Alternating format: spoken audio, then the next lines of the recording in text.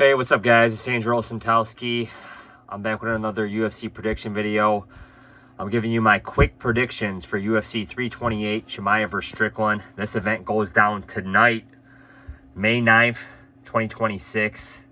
It's Saturday. Fights will begin in probably around 9 hours. So, again, guys, let's get into it. Actually, the fights will begin in about 8 hours. Prelims begin at 5. So again, it's going down from Newark, New Jersey, Chimaev vs. Strickland. Let's get into it. Quick predictions.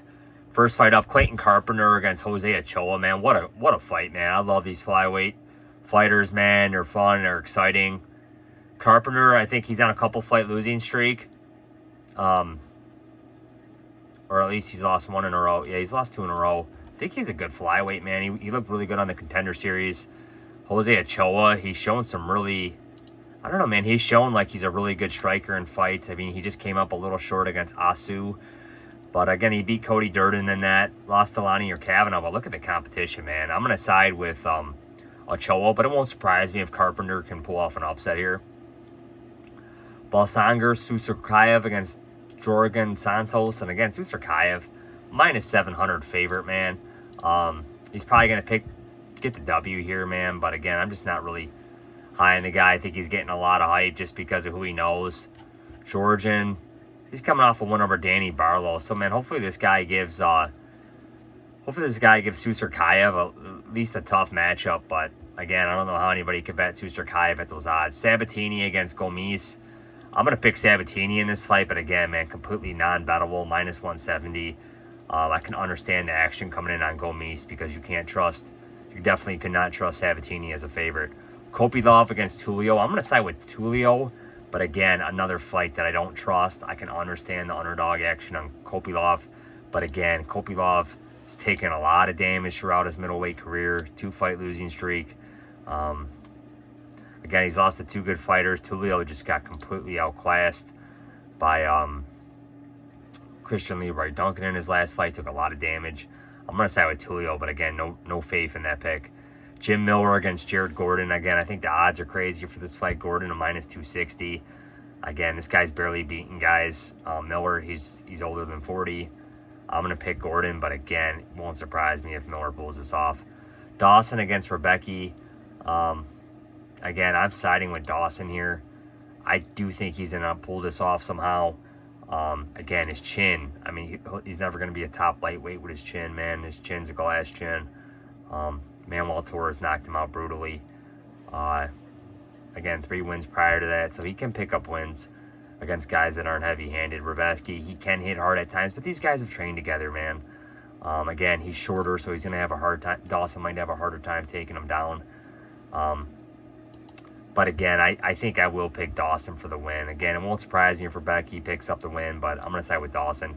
Joel Alvarez against Amosov. And again, I see a lot of people on Amosov here, but man, why are we discounting what Joel Alvarez has done throughout his UFC career? This guy, he's moved up to welterweight, absolutely destroyed Vicente Luque. Amosov's a minus 185. I've changed my pick to Alvarez. I'm going to pick Alvarez, but again, Amosov is the favorite. A lot of people are picking him. He might be the new thing at 170. He's only got 1 loss throughout his career. Again, long-time Bellator vet.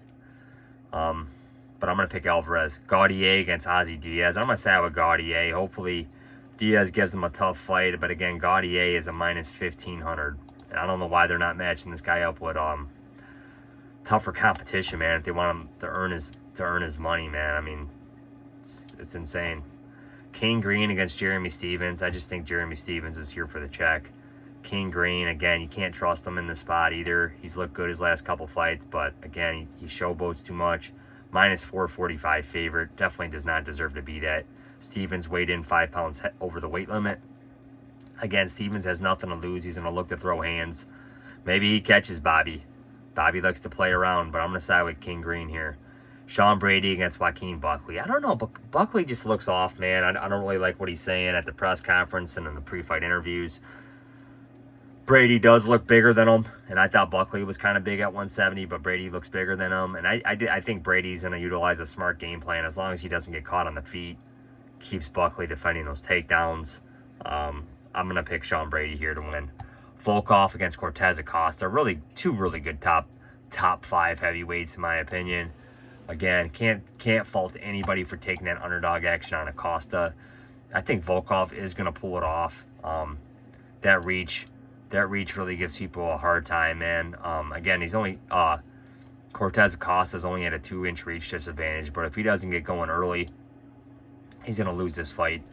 I'm going to pick Volkov here again. Can't trust him at that price, but I will pick Volkov. Joshua Van against Tatsuro Taira. Again, this fight was not in my first prediction video when I made a couple months ago, because it was originally scheduled for UFC 327, but Van had a small injury. The fight got canceled, so now it's back on for this. And my pick, guys, is going to be Joshua Van here. Again, man, we're getting the defending flyweight champion at underdog odds. Again, I don't think that was a fluke. I think he was going to give Pantoja a tough fight regardless. And like he said, he caused the Pantoja injury.